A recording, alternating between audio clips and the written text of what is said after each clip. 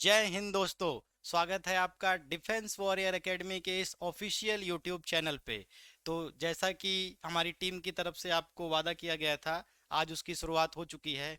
और आज आपको पहला प्रैक्टिस सेट एकदम धमाकेदार और जो आर्मी के बेस्ड पे है उसी तरीके के क्वेश्चन आएंगे आपके सामने। तो पहले हम लोग पहला क्वेश्चन आज देखेंगे, तो आप भी पूरा वीडियो देखने का प्रयास करना, उसके बाद आप जज करना कि आप अभी तक जहां से भी पढ़ रहे थे उसमें और आज आप में कितना फर्क है। तो आइए पहला प्रश्न देखते हैं। तो पहले हम सबसे पहले जीके का पार्ट देखते हैं। तो जीके का पहला प्रश्न है कि निम्न में से भारत का प्रथम उपग्रह कौन सा है। आप लोग भी कमेंट करके अपना आंसर कमेंट कर सकते हैं और थोड़ा टाइम भी ले सकते हैं। तो देखिए, इसमें पहला ऑप्शन है आर्यभट्ट, दूसरा है बाणभट्ट, उसके बाद है रोहिणी और चौथा ऑप्शन है ध्रुव। तो इसका जो सही जवाब हो जाएगा ऑप्शन नंबर ए, आर्यभट्ट। उम्मीद करते हैं समझ गए होंगे। अगला प्रश्न देखें। चलिए अगला प्रश्न देखते हैं। लिखा हुआ है ईडन गार्डन मैदान कहाँ स्थित है। तो ईडन गार्डन जो मैदान है वो एक क्रिकेट मैदान है और बहुत ही प्रसिद्ध है। अभी आईपीएल चल रहा है। जो बच्चे क्रिकेट खेलते हैं उनको तो बहुत अच्छे से पता होगा कि ईडन गार्डन जो है वो कहाँ पे स्थित है। वो है कोलकाता में। अगर हम लोग दिल्ली में देखें कि कौन सा एक प्रमुख खेल का मैदान है या क्रिकेट स्टेडियम है, तो यहाँ पे है फिरोज शाह कोटला। फिरोज शाह कोटला आप लोग नोट कर सकते हैं इसको, फिरोज शाह कोटला। अभी इसका जो रिसेंटली वर्तमान ने नाम है, क्योंकि मोदी गवर्नमेंट ने इसका नाम चेंज किया है, उसका नाम है अरुण जेटली स्टेडियम। तो अभी इसका वर्तमान में नाम कौन सा है? अरुण जेटली स्टेडियम। और कानपुर में कौन सा स्टेडियम है? तो यहाँ पे है ग्रीन पार्क क्रिकेट स्टेडियम। ठीक है, तो अगला प्रश्न देखते हैं।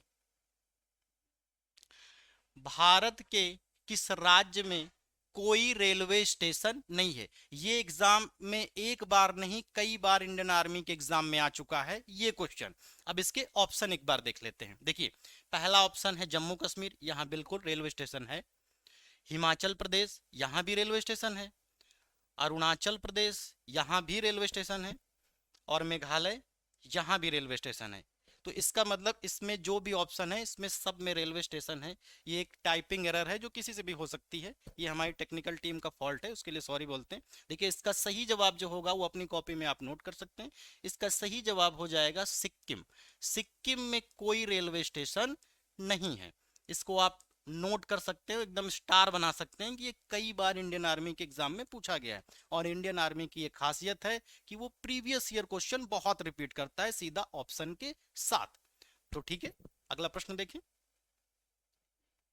अगला प्रश्न देखते हैं। लिखा हुआ है जयपुर व दिल्ली के जंतर मंतर किसने बनवाए?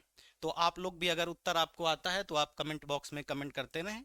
ठीक है, तो इसके ऑप्शन देख लेते हैं। महाराजा मान सिंह, उसके बाद लिखा हुआ है महाराजा जय सिंह, महाराजा सवाई मान सिंह, महाराजा भवानी सिंह। तो इसका सही जवाब आप लोगों में से कोई कमेंट करे तो बता सकता है। वैसे इसका सही जवाब होगा महाराजा सवाई मान सिंह। और हवा महल, ये जो जयपुर में एक प्रसिद्ध ऐतिहासिक स्थल है हवा महल, जो कि बहुत पूछता है, आप चाहे तो नोट कर सकते हैं। ठीक है, अगला प्रश्न देखें। भारत की सबसे बड़ी खारे पानी की झील कौन सी है? तो भारत की जो सबसे बड़ी खारे पानी की झील है, ऑप्शन देख लेते हैं एक बार। लिखा हुआ है सांभर झील, चिल्का झील, उदय सागर और पंचप्रदा। तो इसका जो सही जवाब होगा वो हो जाएगा ऑप्शन नंबर बी, चिल्का झील। कई बार पेपर में क्वेश्चन आया है कि चिल्का झील किस राज्य में स्थित है। तो ये आएगा उड़ीसा में। कहाँ स्थित है? उड़ीसा में है। तो ये तो हो गया खारे पानी की। अगर मीठे पानी की झील पूछे कि भारत की सबसे बड़ी मीठे पानी की झील, तो वो हो जाएगी वुलर झील। वुलर झील। और ये कहाँ है? जम्मू एंड कश्मीर में है। ठीक है, अगला प्रश्न देखें। आइए, लिखा हुआ है इंदिरा गांधी की मृत्यु कहां पर हुई थी, या इंदिरा गांधी की मृत्यु कहां पर हुई थी और कब हुई थी। ठीक है, अगला प्रश्न देखते हैं। अब इसी के ऑप्शन देख लेते हैं। सॉरी, लिखा हुआ है 31 अक्टूबर 1984 को दिल्ली में, या 31 अक्टूबर 1984 को ब्रह्मपुर उड़ीसा में, या फिर अमृतसर, या फिर पेरम्बोर में? तो इसका सही जवाब हो जाएगा कि इंदिरा गांधी की जब हत्या हुई तो वो डेट थी 31 अक्टूबर और 1984 में, और कहाँ हुई थी? दिल्ली में। इन्हीं के जो अंगरक्षक थे, जो कि सिख समुदाय के थे, उन्होंने इनकी हत्या कर दी थी। और 31 अक्टूबर को एक बहुत ही प्रसिद्ध दिवस अभी मोदी गवर्नमेंट ने मनाना शुरू किया है। आप चाहें तो कमेंट में उसका जवाब दे सकते हैं। इस दिवस का उत्तर अभी हम 2-3 प्रश्न के बाद बताएंगे। तो देखते हैं अगला प्रश्न। निम्न में से हवा में हवा मार करने वाली मिसाइल कौन सी है? देखिए, डिफेंस क्षेत्र का क्वेश्चन है और इंडियन आर्मी पूरा डिफेंस क्षेत्र है, तो ये क्वेश्चन उसी की दृष्टि से बहुत इंपॉर्टेंट है। आप स्टार बना सकते हैं इस पे। ठीक है, लिखा हुआ है हवा से हवा में मार करने वाली मिसाइल कौन सी है? तो ऑप्शन है अस्त्र, अग्नि, त्रिशूल, या फिर कोई नहीं। तो इसका सही जवाब हो जाएगा ऑप्शन नंबर सी, त्रिशूल। ठीक है, अगला प्रश्न देखें। भारत के दूसरे प्रधानमंत्री कौन थे? देखिए, बच्चों से जो सबसे ज्यादा गलती होती है कि वो जब प्रधानमंत्री सोचता है तो सोचता है कि बस जवाहरलाल नेहरू, क्योंकि पहले प्रधानमंत्री थे जवाहरलाल नेहरू। लेकिन यहां देखने वाली बात है कि दूसरे लिखा हुआ है, तो भारत के पहले प्रधानमंत्री कौन थे? पंडित जवाहरलाल नेहरू। लेकिन इस प्रश्न का सही जवाब हो जाएगा लाल बहादुर शास्त्री। लाल बहादुर शास्त्री ने एक बहुत ही प्रसिद्ध नारा दिया जो कई बार एग्जामों में पूछा गया कि जय जवान जय किसान का नारा किसने दिया? तो लाल बहादुर शास्त्री ने दिया। अभी हमने आपसे एक दिवस पूछा था कि 31 अक्टूबर को कौन सा दिवस मनाया जाता है? तो इस दिन मनाया जाता है राष्ट्रीय एकता दिवस। राष्ट्रीय एकता दिवस, जो कि सरदार वल्लभ भाई पटेल की जयंती है। ठीक है, उम्मीद करते हैं समझ गए होंगे। अगला प्रश्न देखें। गोवा कब स्वतंत्र हुआ? तो देखिए, गोवा कब स्वतंत्र हुआ, पहली बात तो ये जान लीजिए कि गोवा किससे स्वतंत्र हुआ। गोवा पर कब्जा किया था पुर्तगालियों ने। भारत में सबसे पहले आने वाले भी पुर्तगाली और सबसे बाद में जाने वाले भी पुर्तगाली हैं, क्योंकि पहले 1498 में वास्को डी गामा आया था जो कि पुर्तगाली था। तो गोवा, भारत तो स्वतंत्र हो गया था लेकिन गोवा नहीं स्वतंत्र हुआ। गोवा भारत की स्वतंत्रता के बाद स्वतंत्र हुआ। तो देखते हैं ऑप्शन 1960, 1961, 1962 और 1958। तो गोवा स्वतंत्र हुआ था 1961 में। ठीक है, उम्मीद करते हैं समझ गए होंगे। अगला प्रश्न देखते हैं। भारत और पाक के बीच शिमला समझौते पर हस्ताक्षर कब हुए? तो शिमला समझौता क्या था? भारत पाकिस्तान के बीच दूसरा युद्ध हुआ 1971 में, और जब भारतीय सेना ने अपना पराक्रम दिखाते हुए पाकिस्तानियों सैनिकों को घुटने पर ला दिया, तो उसी दौरान एक समझौता हुआ जिसे शिमला समझौता के नाम से जाना जाता था। ये समझौता शिमला में हुआ था, इसीलिए इसे शिमला समझौता नाम दिया गया। ये कब हुआ था? तो इसका सही जवाब हो जाएगा 1972, भारत और पाकिस्तान के बीच। अगला प्रश्न देखते हैं। खजुराहो किस राज्य में स्थित है? खजुराहो के मंदिर भी कभी कभी लिख के आता है यही प्रश्न। तो खजुराहो कहाँ? आंध्र प्रदेश, महाराष्ट्र, राजस्थान, या फिर मध्य प्रदेश? तो इसका सही जवाब आप कमेंट कर सकते हैं। वैसे इसका सही जवाब होगा मध्य प्रदेश, यानी कि एमपी। कभी कभी पूछता है कि खजुराहो मंदिर किसने बनवाए थे? तो इसका जवाब होता है कि चंदेल के शासकों ने बनवाए थे। चंदेल शासकों ने। ठीक है, अगला प्रश्न देखते हैं। निम्न में से किस राज्य में समुद्र तट नहीं है? इसका सीधा मतलब यह है कि इनमें से किस राज्य में समुद्र नहीं है। तो देखिए, उड़ीसा में बिल्कुल समुद्र पड़ता है, गुजरात में भी समुद्र है, समुद्र के किनारे ही है। ठीक है, गोवा देख लेते हैं, ये तो है ही, ये गोवा वाला बीच गाना भी सुना होगा आपने। ठीक है, इसका जो सही जवाब होगा, क्योंकि ये पूर्वोत्तर का राज्य है, इसीलिए मिजोरम इसका क्या हो जाएगा? सही जवाब हो जाएगा कि यहां समुद्र तट नहीं है। अगला प्रश्न देखते हैं। पूर्व से पश्चिम की ओर बहने वाली नदियां कौन सी हैं? देखिए, 4 नदियों को छोड़कर बाकी सारी नदियां जो हैं वो पश्चिम से पूर्व की ओर बहती हैं। केवल 4 नदियां हैं, उन 4 नदियों के बारे में जान लीजिए। देखिए, समानता, पहली नदी है कौन सी? साबरमती। साबरमती। दूसरी कौन सी है? माही नदी। तीसरी कौन सी है? नर्मदा नदी। और चौथी कौन सी है? ताप्ती। आप अपनी कॉपी बना के उसमें नोट भी कर सकते हैं। अब इसमें से आप आराम से पहचान सकते हैं इसमें से कौन सी वो नदी है। तो देखिए इसमें नर्मदा दिख रहा है, देखिए ये देखिए नर्मदा, तो इसका जवाब क्या हो जाएगा? नर्मदा। कभी कभी क्वेश्चन पूछता है कि कौन सी नदियां हैं जो डेल्टा नहीं बनाती, तो यही वो 4 नदियां हैं जो डेल्टा नहीं बनाती हैं। अगला प्रश्न देखते हैं। कान्हा पार्क किस राज्य में स्थित है? तो कान्हा अभ्यारण्य भी है, कान्हा किसली पार्क भी है, वही है। तो देखिए राजस्थान, उत्तर प्रदेश, कर्नाटक या फिर मध्य प्रदेश। तो कान्हा पार्क कहाँ स्थित है? एमपी, मध्य प्रदेश में। तो जीके के लास्ट प्रश्न देख लेते, जीके का आखिरी प्रश्न देख लेते हैं। भारत में सबसे अधिक कॉफी का उत्पादन किस राज्य में होता है? तो भारत में सबसे अधिक कॉफी कॉफी कहाँ होती है? कर्नाटक में होती है। तो इसका सही जवाब हो जाएगा कर्नाटक। और सबसे अधिक अगर चाय पूछ ले तो चाय कहाँ होती है? असम में। कॉफी विश्व में कभी पूछ ले तो ब्राजील में होती है। कहाँ होती है? ब्राजील में। तो दोस्तों ये आपके जीके के प्रश्न थे जो कि हमारी टेक्निकल टीम की तरफ से तैयार किए गए एकदम प्रीवियस पेपर पे। आगे आपको साइंस वाले हमारे सर हैं जो डीके सर हैं, जो अभी आ रहे हैं, ये आपको बताएंगे।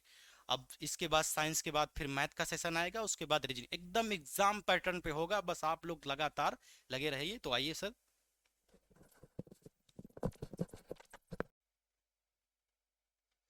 जय हिंद साथियों, स्वागत है। अभी आपने जीके का डिस्कशन बहुत अच्छे तरीके से किया। अब हम साइंस का आगाज करने वाले हैं।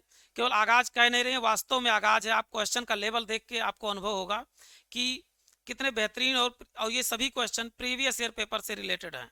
तो चलते हैं आज के क्वेश्चन का स्टार्ट करने से पहले हम कुछ मोटिवेशनल कोट्स के माध्यम से। शेरों के पुत्र शेर ही जाने जाते हैं, शेरों के पुत्र शेर ही जाने जाते हैं, लाखों के बीच फौजी पहचाने जाते हैं, लाखों के बीच फौजी पहचाने जाते हैं। तो आज की धमाकेदार क्लास की आगाज करते हैं। पहला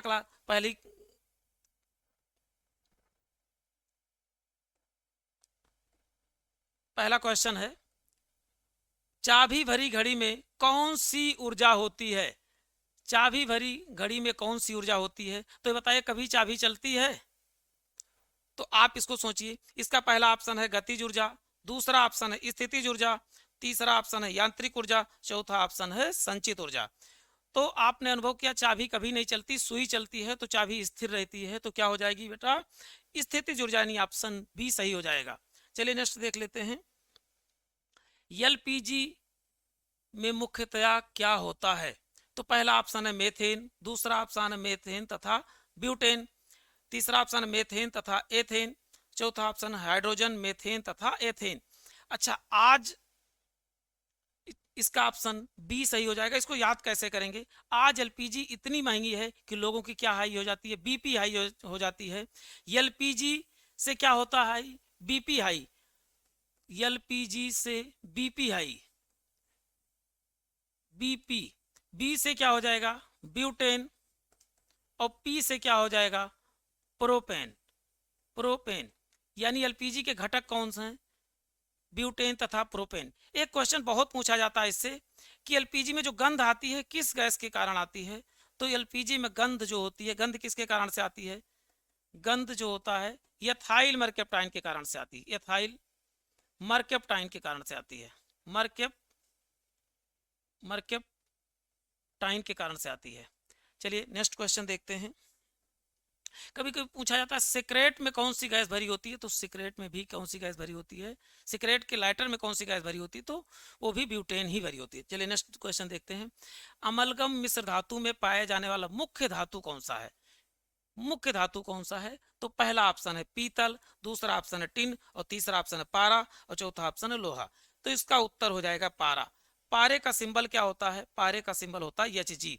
अमलगम किसी भी धातु के साथ यदि पारा को मिला दिया जाए तो क्या कहलाता है? अमलगम। ज्यादा इसके एग्जाम्पल के रूप में पूछा जाता है पारे के साथ जस्ता। पारा प्लस जस्ता को मिला दिया जाए तो क्या बनता है? तो अमलगम बनता है। अमलगम बनता है। चलिए नेक्स्ट क्वेश्चन देख लेते हैं। और पारा किसके साथ अमलगम नहीं बनाता है पूछा जाए तो लोहे तथा कांच के साथ पारा अमलगम नहीं बनाता है। यदि पारे को संरक्षित किस में किया जाता है पूछा जाए, संरक्षित किस में किया जाता है? संरक्षित तो पारे को संरक्षित लोहे के पात्र में किया जाता है, लोहे के पात्र में किया जाता है, लोहे के पात्र में। पारे के बारे में एक और फैक्ट यह है कि पारा एकमात्र द्रव धातु है। पारा एकमात्र क्या है? द्रव धातु। लेकिन अधातु द्रव के रूप में कौन है? तो ब्रोमीन। दोनों में कंफ्यूजन ना हो, पारा क्या है? द्रव धातु है, जबकि ब्रोमीन क्या है? द्रव अधातु है। चलिए नेक्स्ट क्वेश्चन देख लेते हैं। जब एक वस्तु का वेग दुगना कर दिया जाए, एक वस्तु का वेग दुगना कर दिया जाए तो उसकी गतिज ऊर्जा क्या होगी? गतिज ऊर्जा, आप सभी लोग जानते हैं गतिज ऊर्जा का फार्मूला क्या होता है? Half mv square. गतिज ऊर्जा का फार्मूला क्या होता है? Half mv square. यदि स्क्वायर लगा है और वेग का मान दे दिया गया है तो वेग को हम 2 रखेंगे तो कितना गुना हो जाएगा? 4 गुना हो जाएगा। तो उत्तर यहाँ पर बी सही हो जाएगा, यानी ऑप्शन बी 4 चौगुनी हो जाएगी। नेक्स्ट देख लेते हैं। साइकिल चलाने वाला मोड़ लेते समय क्यों झुकता है? पहला ऑप्शन है साइकिल और आदमी की गति समान होती है, ऐसा होनी चाहिए, वरना साइकिल फिसल जाएगी। चलिए नेक्स्ट क्वेश्चन देखते हैं, नेक्स्ट ऑप्शन देखते हैं। वह झुकता है ताकि गुरुत्व केंद्र आधार के अंदर बना रहे और वह उसे गिरने से बचाया जा सकते। तो इसमें तीसरा ऑप्शन दिख नहीं रहा, तो इसका उत्तर ऑप्शन बी हो जाएगा, यानी इसलिए झुकता है कि अपना गुरुत्व केंद्र कायम रखे और वो गिरने से बच जाए। चलिए नेक्स्ट देख लेते हैं। दूध से क्रीम निकालने में कौन सा बल लगता है? आपने कभी दूध से क्रीम निकालते हुए या दही से घी निकालते हुए मम्मी को देखा होगा, तो मथनी चला रही होती, दूध से क्या उसमें बाहर की ओर जा रहा होता है छींटा। इसका मतलब जब बल किधर लगे, बाहर की ओर लग रही हो, तो वहां पर कौन सा बल लगता है? अपकेंद्र बल। बाहर की ओर लगे तो क्या होगा? बल बाहर की ओर, बल बाहर की ओर लगे तो कौन सा बल होगा? अपकेंद्र बल होगा। अपकेंद्र बल, अपकेंद्र बल।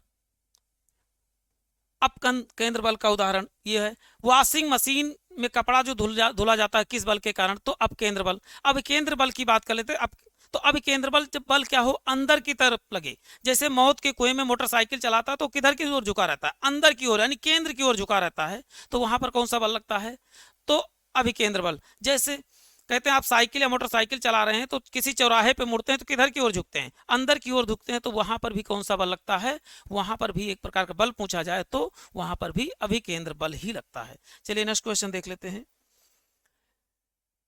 जब एक पत्थर को चांद की सतह से पृथ्वी पर लाया जाता है तो क्या होता है? इसका द्रव्यमान बदल जाता है, इसका भार बदल जाता है, परंतु द्रव्यमान नहीं। भार और द्रव्यमान दोनों बदल जाते हैं। तो इसका उत्तर हो जाएगा ऑप्शन बी सही हो जाएगा। आपने सुना होगा कि यदि आप पृथ्वी पे 60 किलो के हैं तो चंद्रमा पे जाके कितने हो जाते हैं? 10 किलो, क्योंकि वहां पर गुरुत्वीय बल कितना है? 1/6 हो जाता है। तो ये बताइए क्या होता है? भार बदलता है, ना कि द्रव्यमान।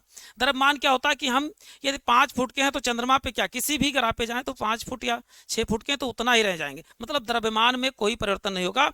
भार भले ही वहां पर यदि हम 60 किलो हो तो यहाँ पर हो जाएंगे कितना? 6 गुना हो जाएंगे। तो यानी ऑप्शन बी सही हो जाएगा। चलिए नेक्स्ट देखते हैं। दूध क्या है? तो पहला ऑप्शन है पायस, दूसरा ऑप्शन है नीलंबन, तीसरा ऑप्शन है फोम, चौथा ऑप्शन है जल। तो इसका उत्तर हो जाएगा पायस या इमल्सन। पायस या इमल्सन। पायस या इमल्सन क्या होता है?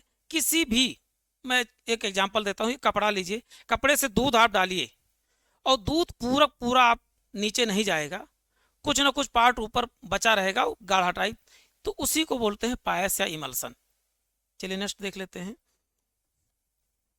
परम शून्य ताप होता है। परम शून्य ताप मीन्स होता है कि न्यूनतम संभव तापमान, मतलब इससे ज्यादा तापमान गिर ही नहीं सकता, यानी न्यूनतम संभव तापमान को ही क्या कहा जाता है? परम शून्य ताप।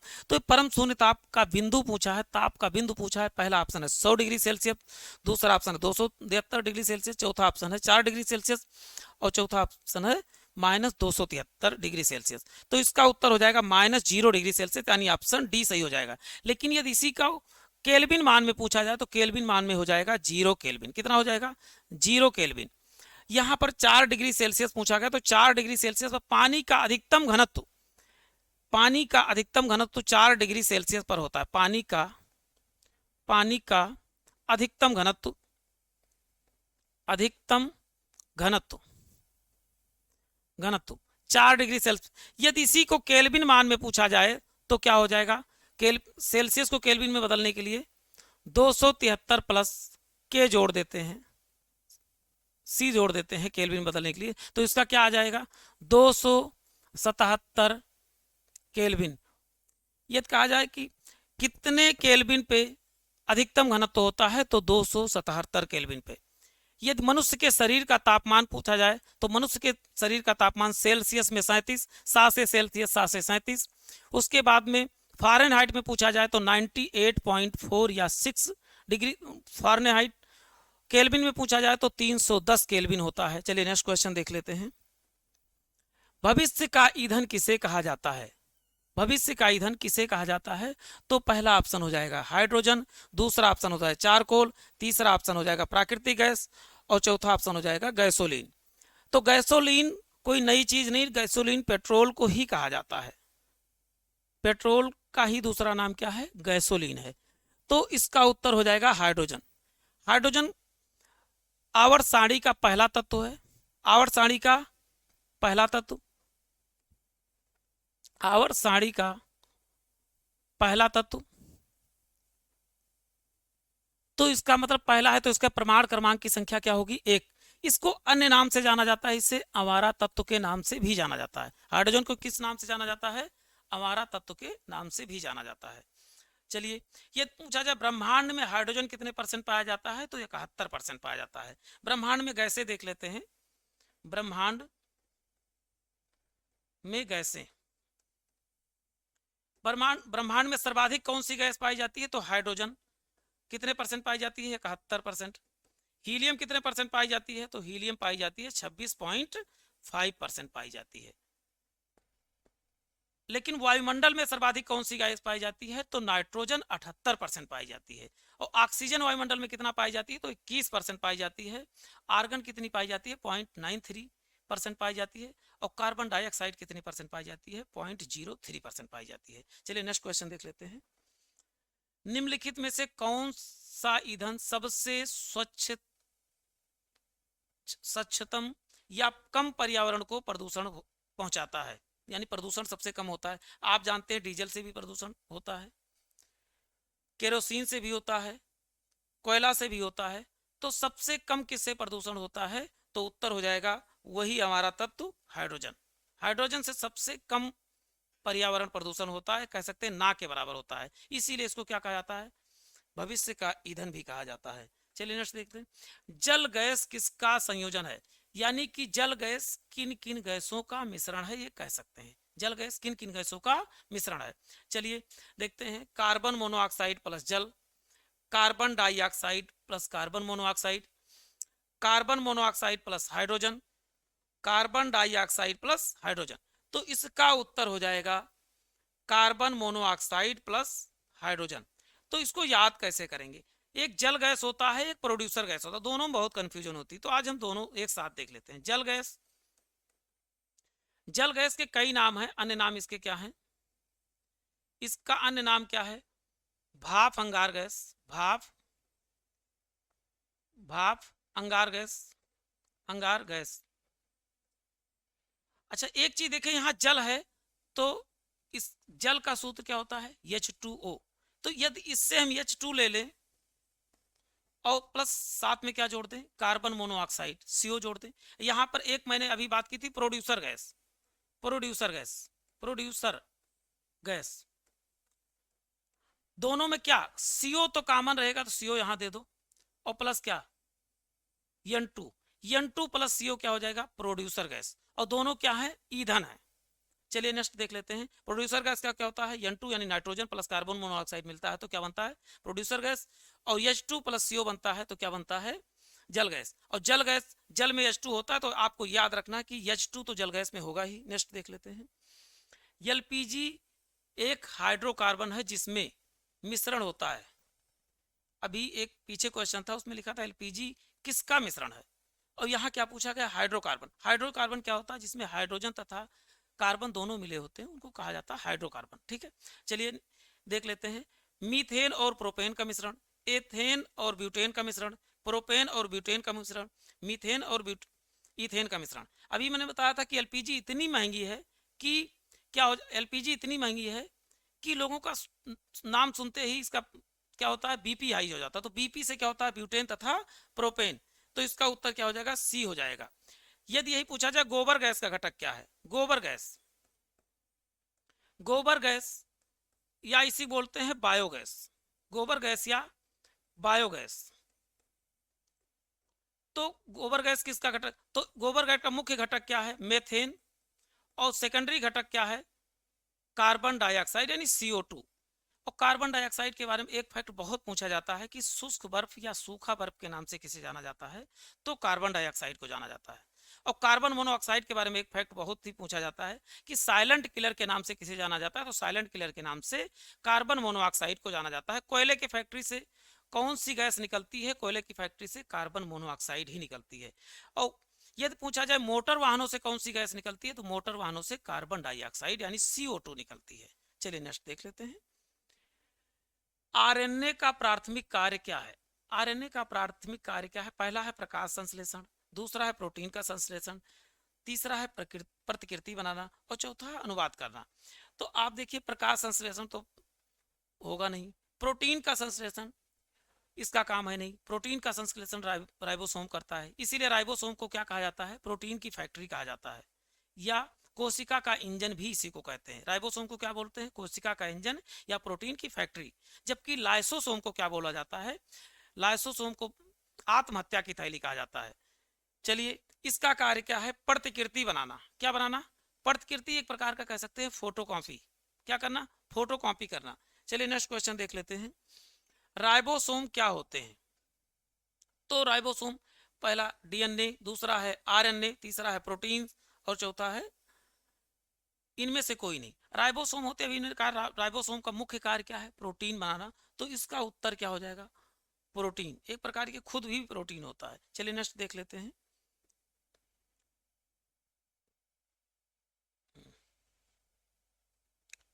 अब साइंस के क्वेश्चन यही खत्म होते हैं, इसके बाद अब मैथ सर करवाएंगे, राजेश सर आ जाइए, राजेश सर।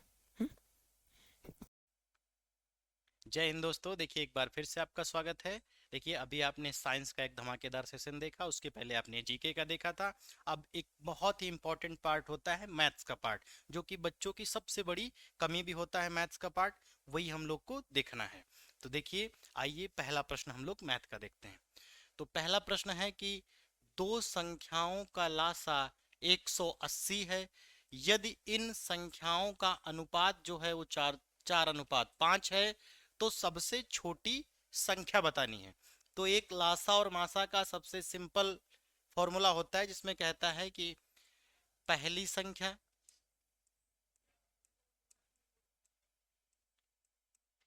गुणे दूसरी संख्या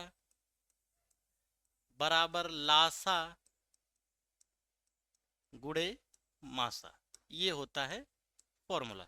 तो देखिए कोई भी जब अगर अनुपात दिया होता है, अगर हम उसमें x मान लेते हैं, तो वो अपने आप में एक संख्या हो जाती है।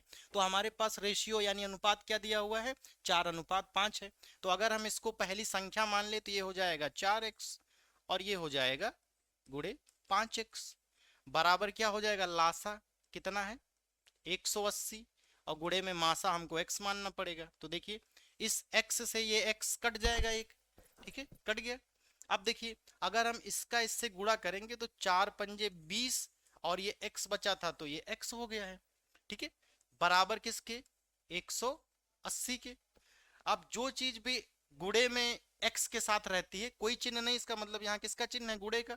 अगर वो x में है तो नीचे जाएगा तो वो बटे में जाएगा, ठीक है। अब ये 20 यहां से हटकर कहां चला जाएगा, इसके बटे में आ जाएगा। इसको इससे काटेंगे तो 2×9 = 18, 2×9 = 18। अब ये 9 आ गया, अब इसी का अगर हम इसमें गुणा करेंगे तो पहली संख्या निकल आएगी, तो 9×4 = 36, और अगर इसमें गुणा करेंगे तो 9×5 = 45। तो हमारी सबसे छोटी संख्या निकल के आ गई है 36, और बड़ी संख्या है 45। तो इसका सही जवाब हो जाएगा 36। उम्मीद करता है समझ गए होंगे, ठीक है। अगला प्रश्न देखिए। अब लिखा हुआ है वह छोटी से छोटी संख्या जिसे 12, 15, 20 54 से भाग देने पर शेष 4 बचे। तो देखिए ये भी एलसीएम का एक पार्ट है, ठीक है। और एलसीएम में देखिए सबसे पहले इसका एलसीएम निकाल लेंगे, लिखा हुआ है 12 15 20 और 54। अब इसका एलसीएम निकालेंगे तो देखिए सबसे पहले सबसे छोटी संख्या से काटते हैं तो ये 6 हो जाएगा, ये 15 हो जाएगा, और ये 10 होगा, और ये 27 होगा। उसके बाद फिर 2 से काटेंगे तो ये 3 होगा, ये 15 होगा, ये 5 होगा, और ये 27 हो जाएगा। 27 नहीं कटेगा तो 27 ही रहेगा। अब देखो 3 से काटना पड़ेगा, 1 होगा, 5 होगा, 5 होगा और 9 होगा। तो अब ये 5 से कट जाएगा और उसके बाद फिर 9 तो बचेगा ही। तो देखिए 2 दूनी 4, 4 तियाँ 12, 12 पंजे 60, और 60 का गुणा जब हम 9 में करेंगे तो कितना आ जाएगा, ये आ जाएगा हमारा 540। 540 हमारा क्या आ गया, एलसीएम। तो जितना भी एलसीएम आ जाता है उसमें जितना भी शेष बचे उसको ऐड कर देते हैं, तो इसमें +4 ऐड कर देते हैं, तो कितना आंसर आएगा, 544। 544 देखिए ऑप्शन नंबर डी, ठीक है। और अगर इसको ऑप्शन से करना चाहें तो बहुत जल्दी हो जाएगा। देखिए इसी में से कोई आंसर होगा, इसने कहा है कि जो है 4 शेष बचेगा इसमें, इसका मतलब 4 इसमें से हटाते जाइए। तो देखिए अगर इसमें से हम 4 हटा देंगे तो 540 बचेगा। अब जो इसकी सबसे बड़ी संख्या को काट देगा वही इसका आंसर होगा। देखिए 54 इसको आराम से काट देगा, ठीक है। समझ गए होंगे उम्मीद करते हैं। अगला प्रश्न देखते हैं। लिखा हुआ है 1/3 डिवाइड बाय 1/3 ऑफ 1/3। देखिए बॉड मास का रूल होता है, उसी पे लगता है ये, BODMAS। इसका मतलब है कि पहले ब्रैकेट सॉल्व होगा, उसके बाद ऑफ सॉल्व होगा, उसके बाद डिवाइड होगा, उसके बाद मल्टीपल होगा, उसके बाद ऐड होगा, उसके बाद सब्सट्रैक्शन होगा, ठीक। तो देखिए इसमें सबसे पहले ऑफ ब्रैकेट तो है नहीं, तो सबसे पहले ऑफ को सॉल्व करेंगे, यानी इतने पार्ट को हमको पहले सॉल्व करना पड़ेगा। तो देखो लिखा, अब इसको यहाँ पे कर लेते हैं। देखिए 1/3 डिवाइड 1/3, अब ऑफ हटेगा तो इसकी जगह क्या आएगा, गुणा आएगा, 1/3। तो अगर हम इसको सॉल्व करेंगे इतने को तो ये कितना आ जाएगा, 1/3 डिवाइड बाई 1/9, 1/9 आ गया। अब देखिए ये 1/3, अब ये भाग का निशान अगर हम चिन्ह बदलेंगे तो संख्याएं बदलेंगी, यहाँ गुणे का निशान कर देंगे तो ये हो जाएगा 9/1। तो 1 से कोई मतलब नहीं, 3 1 के 3, 3 तियाँ 9। इसका मतलब इस ऊपर वाले पार्ट में हमको क्या मिल गया है, 3 मिल गया है। इसी तरह नीचे वाले को सॉल्व कर लेते हैं। देखिए उसी तरीके का सेम प्रश्न है ये। तो लिखा हुआ है 1/2 प्लस, अब इतने को पहले सॉल्व करेंगे क्योंकि ये ऑफ लगा हुआ है, तो 1/2 गुणे 1/2, तो ये हो जाएगा 1/2 प्लस ये हो जाएगा 1/4। अब यहाँ पे 1/2 है और यहाँ पे 1/4 है। अगर कभी डिवाइड में कोई क्वेश्चन लिखा हुआ है तो वो जुड़ेगा घटेगा तब जब ये नीचे दोनों वाली संख्याएं बराबर होनी चाहिए, और अगर कभी बराबर नहीं होंगी तो आपको बराबर करना पड़ेगा। अगर यहाँ 4 है तो यहाँ भी 4 होना चाहिए। तो यहाँ 4 कैसे होगा, अगर हम यहाँ 2 से गुणा कर दें तो 4 हो जाएगा, लेकिन अगर नीचे की है तो ऊपर भी हमको 2 से गुणा करना पड़ेगा। तो देखिए ये हो जाएगा 2/2 प्लस 1/, सॉरी 2 गुणे 4 हो जाएगा, तो 1/4, तो हो जाएगा 3/4। 3/4 इसका आया है और ऊपर हमारे पास आ गया था 3, और ये 3/4। अब देखिए बट्टे के बट्टे संख्या रहती है तो वो ऊपर चली जाती है, तो ये 3 से 3 कट जाएगा, ये ऊपर जाएगा, इसलिए इसका सही जवाब आएगा ऑप्शन नंबर ए। थोड़ा सा लेंदी क्वेश्चन था क्योंकि ये बॉड मास के नियम पर ही लगता है, तो इसको बताना बहुत जरूरी, वरना अगर हम इसको एक लाइन में लगाना चाहें तो एक लाइन में भी ये लग सकता है। सबसे पहले ऑफ को सॉल्व करेंगे तो ये अपने आप 3 ऊपर चला जाएगा, इससे कटेगा, इस 3 से इसको काट देंगे तो कितना आ जाएगा, 3 बचेगा। इसी तरह इसको सॉल्व कर लेंगे तो आ जाएगा हमारा 3/4, काट देंगे तो आ जाएगा 4, ठीक है। अगला प्रश्न देखते हैं। लिखा हुआ है किसी संख्या के 2/3 का 1/5 14 है, तो वह संख्या कौन सी होगी। अब हमको नहीं पता है कि वह संख्या कौन सी है, तो हमने कहा कि वो संख्या कौन सी होगी, x होगी। अब इसने कहा किसी संख्या के 2/3 यानी x के 2/3 क्या होगा, 2/3 का कितना, 1/5 बराबर किसके है?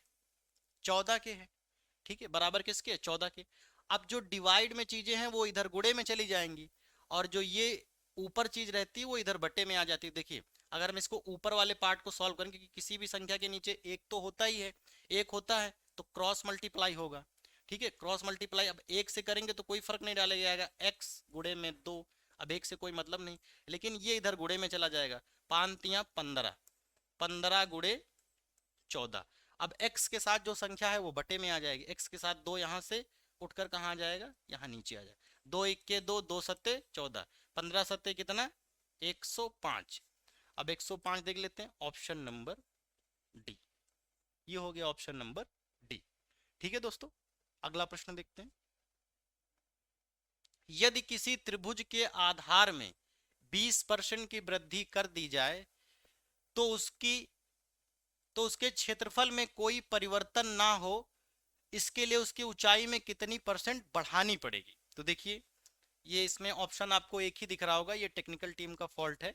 ठीक है, देख लेते हैं। ऐसा प्रश्न करने के लिए, जल्दी से करने के लिए हम क्या करेंगे, लिखा हुआ है 20% तो लिखेंगे 20। इसने कहा 20% की वृद्धि कर दी जाए, अब 100 में 20 बढ़ेगा तो कितना हो जाएगा? 120 हो जाएगा, और गुणे में कितना आएगा? 100 आएगा। अब इस जीरो से इस जीरो काटेंगे, दो दो इक्के दो, दो छाक 12। अब इसको काटेंगे तो ये 3 हो जाएगा, ये हो जाएगा 50। अब 50 को अगर हम इससे भाग करेंगे तो आएगा 16 सही 2/3%। अब देखिए हमारी टेक्निकल टीम का कमाल, एक ही ऑप्शन उन्होंने दिया है, और वो भी क्या दिया है? सही दिया है। इसमें सही जवाब कौन सा है? यही है। ठीक है दोस्तों, अगला प्रश्न देखते हैं। किसी वस्तु को 20% बट्टे में बेची जाती है तो उसका विक्रय मूल्य कितना है? 800 रुपए है, तो उसका क्रय मूल्य ज्ञात कीजिए। तो देखिए कह रहा है 20% बट्टे में, बट्टा लाभ हानि ये सब किस पे होता है? 100 पे होता है, तो हमने कहा कि 100 रुपए रहा होगा। उसने कहा 20% बट्टे में बेची गई, इसका मतलब उसने कितने में बेच दिया होगा? 80% में बेच दिया होगा। फिर उसी ने कहा है कि कितने में बेचा है, उसने कहा 800 में बेचा है, तो इसका मतलब यह है कि 80% बराबर क्या? 800। अगर 80% बराबर 800 है तो अगर हम इसके 100% बराबर निकाल दे तो हमको क्रय मूल्य पता चल जाएगा। और 100% निकलेगा कैसे? 1% बराबर देखो, ये 80 आ जाएगा इसके बटे में, और ये जो परसेंट दिख रहा है इसके लिए यहाँ गुणे में 100 कर देंगे, तो ये 0 से 0 कटेगा, 8 इक्के 8, तो कितना आ जाएगा? 8000 रुपए। यानी वो वस्तु थी कितने की? 1000 की थी, तो इसका सही जवाब हो जाएगा, अब इसमें नहीं है तो आप यहाँ पे लिख सकते हैं कितने की रही होगी? 1000 की। ठीक है, अगला प्रश्न देखते हैं। लिखा हुआ है 34 पुस्तकें बेचने पर एक दुकानदार को 6 पुस्तक के विक्रय मूल्य के बराबर की हानि होती है, तो उसका हानि प्रतिशत बताना है। तो देखिए उसने कहा 34 पुस्तकें बेचने पर, 34 पुस्तकें बेचने पर उसे कितने की हानि होती है? 6 पुस्तकों की। यही कहा है ना, 6 पुस्तक। इसका मतलब यह है कि उसकी पुस्तकें थी कितने की? 40 रुपए की। 40 की थी तभी वो 34 रुपए में बेच रहा था, तो 6 पुस्तकों के बराबर की देखिए क्या होना, तो ये होता है क्रय मूल्य और ये होता है विक्रय मूल्य। ठीक है, अब कोई चीज आप 40 रुपए की खरीद कर लाए हैं, बेचे कितने की है? 34 की, तो कितने की हानि हो गई? 6 की, यही सवाल में कहा गया। तो 6 बटे में क्या? क्रय मूल्य, और गुणे में क्या आएगा? 100। काट लेते हैं, ये 0 से 0 काटते हैं, 2 से काटेंगे तो 2 दूनी 4 और 2 तिहाई 6, फिर 2 से काटेंगे तो ये 5 हो जाएगा, और 5 तियां 15, तो 15% का क्या आएगा? हानि आएगी। Option number C. उम्मीद करते हैं दोस्तों आपको पसंद आ रहा होगा, और अगर आपके मन में कोई प्रश्न हो तो आप कमेंट कर सकते हैं, उस पर ध्यान दिया जाएगा कि इसको किस तरीके से और डिस्क्राइब कर सकते हैं हम लोग। तो अगला प्रश्न देखते हैं। लगातार दो लगातार दो छूट 10% और 20% का दिया जाए तो कुल कितनी परसेंट छूट होगी? इसको बट्टे के प्रश्न के रूप में भी कहा जा सकता है कि ऐसा आता है तो कहेगा समतुल्य बट्टा। देखिए एकदम छोटा प्रश्न होता है, बहुत बार पूछा गया है। इसको भी जब भी परसेंट लाभ हानि कुछ भी मिले तो हमेशा 100 मान लीजिए। हमने कहा कि 100 रुपए रहा होगा, ठीक है। उसने कहा कि 10% पहली क्या है? 10% की छूट है, तो 100 में से 10 जाएगा, कितना बचेगा? 90। उसके बाद 100 में से 20 जाएगा तो कितना बचेगा? 80, और बटे में 100। ये 0 से 0 कट गया, ठीक है, ये 0 से 0 कट गया। 9 अठे 72, कितना आ गया 9 अठे 72। अब आपने माना था 100, यहाँ पे आया है 72, यानी कितना कम हो गया 28 कम हो गया है। 28 कम हो गया, इसका मतलब सही जवाब कौन सा है 28। इसकी एक छूट कितनी होगी 28% की होगी। अगला प्रश्न देखते हैं। लिखा हुआ है कोई धन साधारण ब्याज पर 5 वर्षों में 3 सही 1/2 गुना हो जाता है तो उसकी ब्याज की दर ज्ञात कीजिए। देखिए ब्याज की दर निकालनी है, साधारण ब्याज की बात कर रहा है, तो इसके लिए एक फॉर्मूला याद कर सकते हैं, अपनी कॉपी में नोट भी कर सकते हैं कि गुना -1 अपॉन दर या समय और गुणे में 100। ये इसी पे लग जाते हैं जितने भी गुना वाले प्रश्न होते हैं। अब देखिए इसमें कितना गुना कहा है, इसने कहा है कि 3 से 1/2। अगर इसको हम दूसरे तरीके से देखें तो ये लिखा हुआ है 3.5। अगर हम इसको सीधा करेंगे तो देखिए 3 दूनी 6 1 7, यानी यहाँ पे गुना कितना है 7/2 गुना। अब इसमें से एक माइनस करेंगे फॉर्मूला वाला, तो एक हमने माइनस कर दिया। अब 7 सही 7/2 -1, अगर हम इसमें से एक घटाएंगे, अब इसके नीचे कुछ नहीं है तो इसके नीचे हमको 2 लाना है, क्योंकि यहाँ पे क्या है 2 है। अब 2 लाए हैं यार, इसका मतलब एक में गुणा किए, इसका मतलब ऊपर भी हमको 2 से गुणा करना पड़ेगा। ठीक है, अब 2 से गुणा करेंगे तो 5 में से 7 में से 2 गया, कितना बचा 5/2, 5/2 आ गया। अब देखिए नीचे कितना दिया हुआ है, इसमें हमको समय दे दिया है, समय कितना है 5, समय कितना है 5। अब गुणे में क्या कर लेंगे 100 कर लेंगे, गुणे में क्या कर लेंगे 100। अब देखिए बट्टे की बट्टे वाली संख्या कहाँ चली जाएगी, ऊपर चली जाएगी, बट्टे की बट्टे वाली संख्या ऊपर चली जाएगी, तो ये हो जाएगा हमारा 5 गुणे 5/2 और गुणे में 100। अगर हम इसको काटेंगे तो ये 5 आएगा और ये 25 पंजे 125। अब इसमें ऑप्शन तो कोई है ही नहीं, ऑप्शन तो इसमें है ही नहीं। ठीक है, ऑप्शन इसमें है ही नहीं, फिलहाल आपका इसका 125% के लगभग इसका आंसर आएगा। ठीक है, अभी इसमें नीचे का कोई ऑप्शन है नहीं, हो सकता है इसमें से कोई हो कि इनमें से कोई नहीं। ठीक है, तो अगला प्रश्न देखते हैं। लिखा हुआ ए किसी काम को 10 दिन में और बी उसी काम को 6 दिन में करता है। ठीक है, तो ये काम समय का सवाल बहुत पूछा जाता है। देखिए बहुत आसान होता है, कह रहा है ए किसी काम को कितने दिन में 10 दिन में और बी करता है 6 दिनों में, तो कह रहा है दोनों मिलकर, यानी कि जो है तो बी उसी काम को 6 दिनों में कर लेता है, तो बी अकेले कितने दिन में करेगा। ये सवाल ही फिलहाल गलत लिखा हुआ है, इसमें होना चाहिए कि ए और बी मिलकर दोनों कितने दिन में करेंगे, क्योंकि बी का तो दिया हुआ है। तो यहाँ पे हम लिख लेते हैं ए प्लस बी मिलकर कितने दिन में। तो देखिए सबसे पहले एलसीएम निकालेंगे 10 और 6 का, 10 और 6 का एलसीएम कितना आएगा 30 आएगा। अब इसकी क्षमता को निकाल देंगे, 10 तियां 30, 6 पंजे 30। अब दोनों मिलके कहा दोनों की क्षमता को जोड़ देंगे, 5 3 8 और 8 से इसमें डिवाइड कर देंगे। जब 8 से डिवाइड करेंगे तो ये 4 हो जाएगा, 2 से काटेंगे और ये 15 हो जाएगा। अब 4 को इससे करेंगे तो आएगा कितना, ये हो जाएगा आपका 4 तियां 12, 4 तियां 12 और 3 4, तो ये आ जाएगा 3 सही 3/4 दिन। क्वेश्चन में कोई मिस्टेक थी, क्योंकि इसने कहा है कि ए किसी काम को 10 दिन में और बी उसी काम को 6 दिन में, इसने कहा है बी अकेले कितने दिन में, तो क्वेश्चन क्या है, क्वेश्चन गलत है। ठीक है, अब देखते हैं अगला प्रश्न देख लेते हैं। लिखा हुआ ए और बी की आयु का अनुपात 3:5 है, यदि ए बी से 12 वर्ष बड़ा है।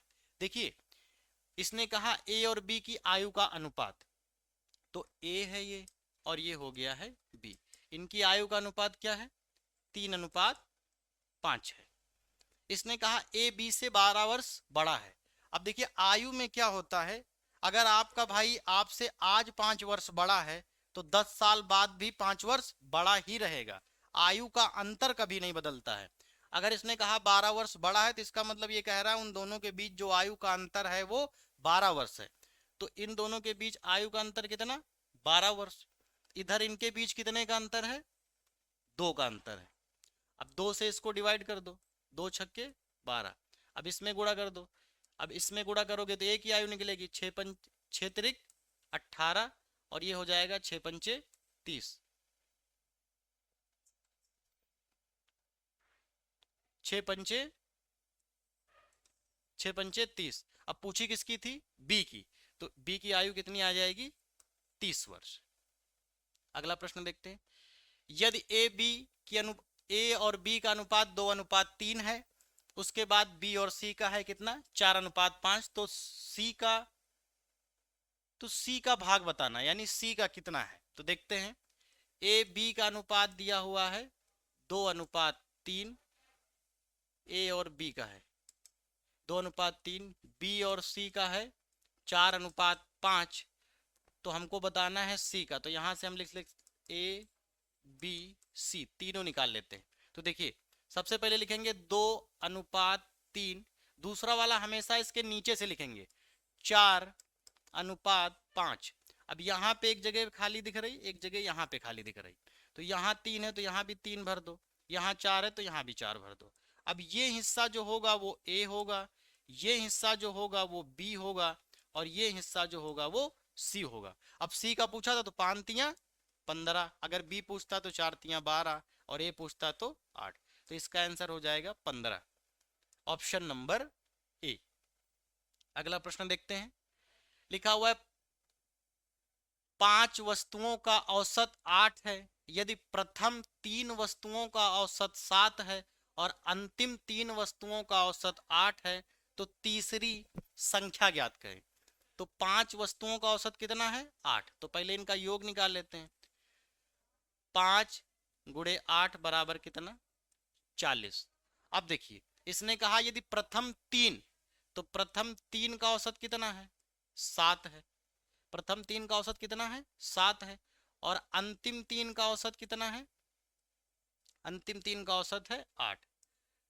अब इसका करेंगे तो 21 आएगा, इसका करेंगे तो 8 त्रिक 24। अब दोनों को जोड़ देंगे तो ये हो जाएगा 5 और ये हो जाएगा 2 2 4 45। अब यहां था देखिए 40 और यहां है 45, इसका मतलब जो तीसरी संख्या थी वो कौन सी होगी, वो 5 होगी, ऑप्शन नंबर डी।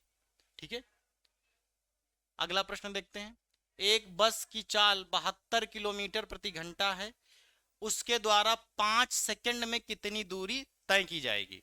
तो देखिए, 72 किलोमीटर प्रति घंटा है और समय हमको सेकंड में दिया है। चाल बराबर क्या होता है, चाल बराबर होता है दूरी बटे समय। चाल कितनी दी है, 72 किलोमीटर प्रति घंटा, दूरी हमको निकालनी है तो x मान लिया, समय कितना है 5 सेकंड, समय कितना है 5 सेकंड है। तो देखिए, अब यहाँ पे समय सेकंड में दिया हुआ है और चाल हमको किलोमीटर प्रति घंटा में दिया हुआ है, तो इसको हमको मीटर पर सेकंड में बदलना पड़ेगा। अब मीटर पर सेकंड में कैसे बदलता है, अगर हम 72 में 5/18 का गुणा कर दें तो 18 × 18, 18 चौके 72 और 5 चौके 20, 20 मीटर पर सेकंड में ये बदल जाएगी। तो इसका मतलब इसकी जगह पे हम 20 मीटर पर सेकंड लिख सकते हैं। तो जब हम 20 मीटर पर सेकंड लिखेंगे तो ये सेकंड से सेकंड कट जाएगा और इधर ये इसमें गुणा हो जाएगा, तो 20 पंजे 100, इसका मतलब कितनी दूरी तय करेगी, 100 मीटर की दूरी वो बस तय करेगी, ऑप्शन नंबर बी। अगला और लास्ट प्रश्न देख लेते हैं मैथ का, लिखा हुआ है एक पहिए की त्रिज्या 42 सेंटीमीटर है, तो उसके द्वारा 20 चक्कर लगाने में पहिया कितनी दूरी तय करेगा। तो देखिए, एक फॉर्मूला लिख सकते हैं, चक्करों की संख्या बराबर दूरी बटे परिधि। आप चाहे तो अपनी कॉपी में इसको नोट कर सकते हैं। अब देखिए, इसी में रख देंगे, आंसर आ जाएगा। इसने कहा चक्करों की संख्या, तो देखिए इसमें त्रिज्या दिया, चक्करों की संख्या कितनी है 20 है, तो हमने 20 लिख लिया, बराबर दूरी हमको निकालनी है, हमने x मान लिया। अब परिधि क्या होती है 2πr, तो 2 पाई का मान 22/7, पाई का मान 22/7, और इधर हो जाएगा कितना, r दिया हुआ है 42 सेंटीमीटर, तो यहाँ पे हम 42 रख लेंगे। अब 7 × 7 7 6 42, इसको हमने काट दिया। अब इन सब का गुणा कर लेंगे और इससे मल्टीप्लाई कर देंगे, तिर्यक गुणा कर देंगे। देखिए 22 दूना 44, अब एक लाइन और लिख लेते हैं, 20/1 बराबर x अपॉन 22 दूना 44 इंटू 6। अब इन सब का जब हम गुणा करेंगे तो ये आएगा कितना, इधर देख लेते हैं, 6 दूनी 12, 120 गुणे 44, 120 गुणे 44। अब ये जीरो आएगा, 12 चौक 48 के 8 और 12 चौक 48, 48 और 4 कितना आएगा 52, 580 कितना आएगा 580, 5280, ये देखिए 5280, 5280। तो ये थे मैथ्स के प्रश्न। अब आपके आगे रीजनिंग के प्रश्न बताएंगे सर, ठीक है। तो आज के सेशन के लिए धन्यवाद। जय हिंद साथियों। अब मैथ के बाद रीजनिंग के 5 क्वेश्चन को सॉल्व करेंगे। बच्चे क्या करते हैं कि रीजनिंग को छोड़ के चलते हैं, लेकिन रीजनिंग को ये नहीं देखते कि एक क्वेश्चन 2 अंक का होता है, तो 2 अंक जोड़ा जाए तो 5 दूनी 10, और पास होने के लिए आपको 0.1 नंबर ही फेल करा सकता है। इसलिए रीजनिंग को भी हम बहुत ध्यान से देखना है और रीजनिंग को का प्रैक्टिस हमको बराबर करते रहना है। तो चलते हैं, पहला क्वेश्चन देखते हैं कि गड़गड़ाहट वर्षा से संबंधित है तो रात्रि किससे संबंधित है। तो आप देखिए कि पहला ऑप्शन है दिन, दूसरा ऑप्शन है गोधली, तीसरा ऑप्शन अंधेरा और चौथा ऑप्शन है शाम। आप जानते हैं कि बरसात जब होती है तो गड़गड़ाहट के साथ होती है। वैसे रात्रि से पहले क्या आता है, रात्रि पहले की जो पहाड़ होता है सब, तो उसे क्या बोलते हैं, गोधुली। यानी कि ऑप्शन बी सही हो जाएगा। चलिए नेक्स्ट देख लेते हैं। यहाँ पर 47वां क्वेश्चन है, 8:27 समानुपात क्वेश्चन मार्क समान अनुपात 81 है। पहला ऑप्शन है 24, दूसरा ऑप्शन है 34, तीसरा ऑप्शन है 44 और चौथा ऑप्शन है 54। तो आप सभी लोग इसको सॉल्व करके आंसर देते रहें। तो देखिए इसमें 27 कितना हो रहा है, यहाँ 81 हो रहा है। तो 8 को 3 से मल्टीप्लाई करेंगे कितना आ जाएगा, 24 आ जाएगा। तो इसका उत्तर ऑप्शन ए सही हो जाएगा। चलिए नेक्स्ट देख लेते हैं, AGIOE के। तो आपको यहाँ पर ये देखना जरूरी है, किसी भी यदि वर्णमाला सीरीज है तो उसको पहले हम नंबर सीरीज में चेंज करते हैं। नंबर सीरीज में चेंज करने का मतलब है इसका प्लेस वैल्यू लिखेंगे। एक वर्णमाला में कितने नंबर पे आता है, तो एक लिख दिया मैंने। जी कितने नंबर पे आता है, 7 नंबर पे आता है। यहाँ पर आई देखें कितने नंबर पे आता है, 9 नंबर पे, और ओ 15 नंबर पे आता है। आप ये देखिए कि आई से कितना जोड़ के 9 हुआ, तो 8 जोड़ के प्लस 8। 7 से 15 कैसे हुआ, तो इसमें भी कितना जुड़ा है, 8 जुड़ा है। तो इसका मतलब जो प्रोसेस इधर होता है, यदि समान पात लगा हुआ है तो वही प्रोसेस सेम उधर भी होगा। देखिए ई कितने नंबर पे आता है, ई आता है 5 नंबर पे और के आता है 11 नंबर पे। कितना जुड़ा गया था पहले वाले में, 8, तो इसमें भी 8 जोड़ेंगे। 15 में 8 जोड़ेंगे कितना हो रहा है, 15 में 8 जोड़ेंगे तो यहाँ पर हो जाएगा 13, और 11 में 8 जोड़ें तो कितना हो जाएगा 19। तो वर्णमाला में 13वें नंबर पे क्या आता है, यम आता है, और 19वें नंबर पे क्या आता है, यस आता है। तो जहां पर भी यम और यस हो वही आंसर करेक्ट हो जाएगा, यानी ऑप्शन बी करेक्ट हो जाएगा। चलते हैं नेक्स्ट क्वेश्चन देख लेते हैं। किसी निश्चित कोड में रस्ट को QBRU लिखा जाता है तो उसी कोड में लाइन को क्या लिखा जाएगा। तो अभी मैंने बताया है किसी भी वर्णमाला सीरीज को हम किस में कन्वर्ट करेंगे, नंबर सीरीज में परिवर्तित। इसको नहीं बोलना है क्योंकि नंबर सीरीज में परिवर्तित नहीं करते हैं तो हम उस क्वेश्चन को इजीली सॉल्व नहीं कर सकते हैं। चलिए देखते हैं, रस्ट को लिख लेते हैं RUST, और क्या लिखा हुआ QBRU।